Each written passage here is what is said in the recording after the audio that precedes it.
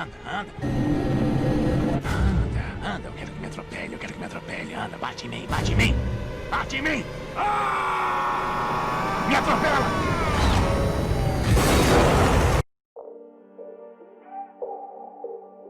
Como você faz alguém perder se ele não quer ganhar?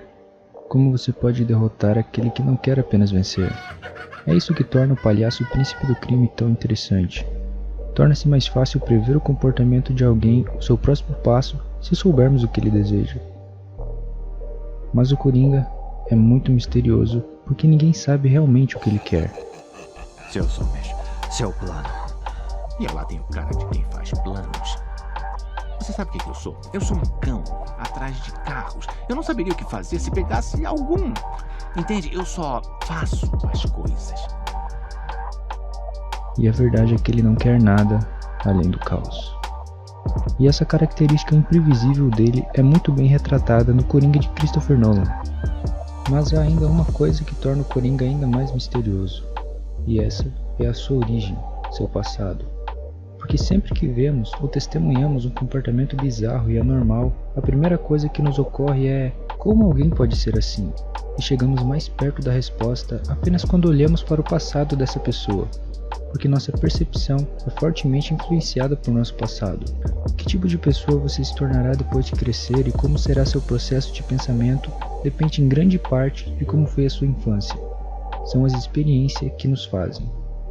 Mas a diferença é que o Coringa não deixa ninguém olhar para o seu passado. Para ele, hoje não há nada, amanhã não haverá nada e também não houve nada no passado. Ele é um niilista. Passado, presente e futuro.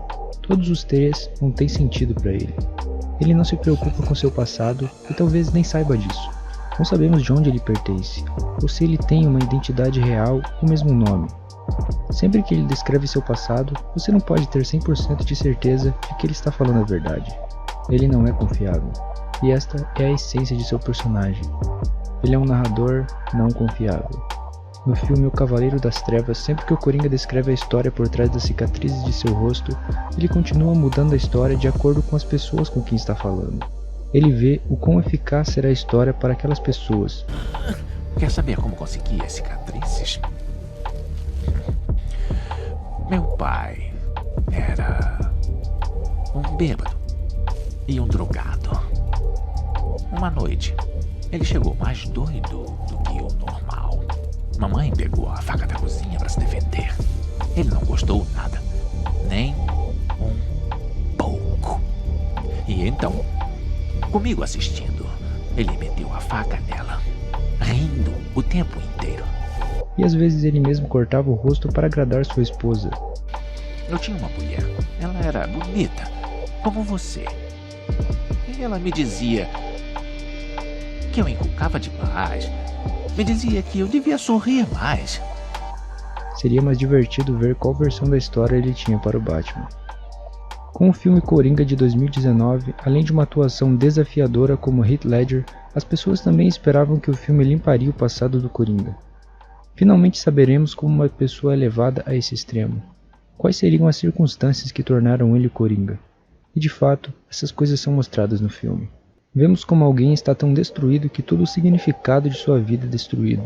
Às vezes, as situações nos abalam tanto que acabamos perdendo toda a fé, não apenas em nossas crenças, mas em todo o sistema de crenças. Porque na maioria dos casos, quando perdemos a fé em uma crença, passamos para outras crenças. O que significa que são nossas crenças que fornecem significado às nossas experiências. Quando torcemos pelo nosso país em uma partida, é porque acreditamos no espírito do jogo. Acreditamos que se o time do Brasil vencer, é nossa vitória também. As pessoas entram em locais religiosos com uma crença, e é por isso que encontramos divindade ali. Caso contrário, é apenas uma grande arquitetura. São nossos valores e crenças que nos lembram que somos mais do que apenas um fantoche biológico. O Coringa também era mais do que apenas um palhaço. Quero dizer, ele também tinha um propósito em sua vida, cuidar de sua mãe. Ele também tem valores e crenças em sua vida. Ser feliz é mostrar um rosto sorridente, para trazer risos e alegria para o mundo. Ele teve tanta compaixão que no começo do filme, mesmo depois de ser espancado por aquelas crianças, ele sente que eles eram apenas crianças. Mas depois, quando as situações em sua vida começam a ficar mais sombrias e intensas, todas as suas crenças e valores também começam a desaparecer. Neste filme, vemos como os valores e as crenças decaem dentro de uma pessoa, como ele gradualmente se move em direção à insanidade. Talvez colocar um rosto sorridente nem sempre seja a resposta. Talvez o mundo não seja tão bom que só com seu sorriso você encontre uma saída. E quando Arthur perde a fé em sua mãe, quando ele soube que foi adotado e abusado quando criança, então seu único propósito, que era cuidar de sua mãe, é destruído. E junto com isso, sua fé em todos os sistemas de crenças deixa de existir. E esse é o caminho para o niilismo.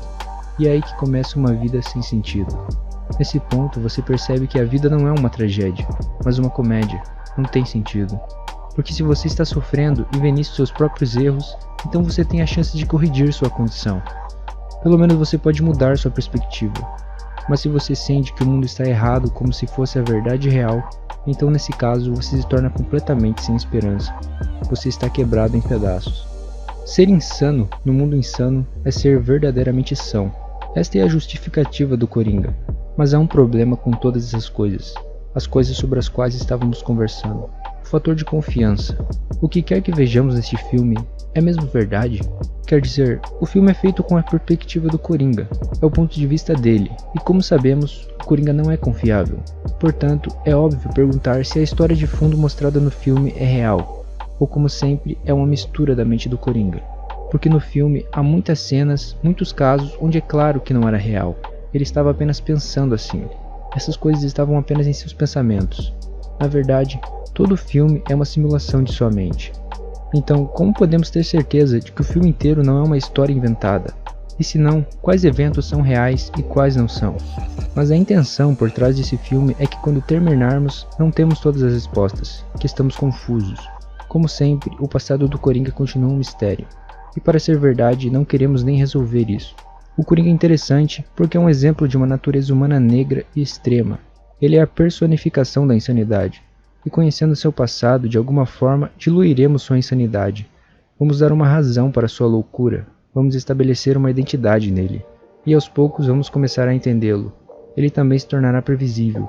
E então o Coringa não continuará sendo Coringa, porque talvez não ter uma identidade seja o seu superpoder.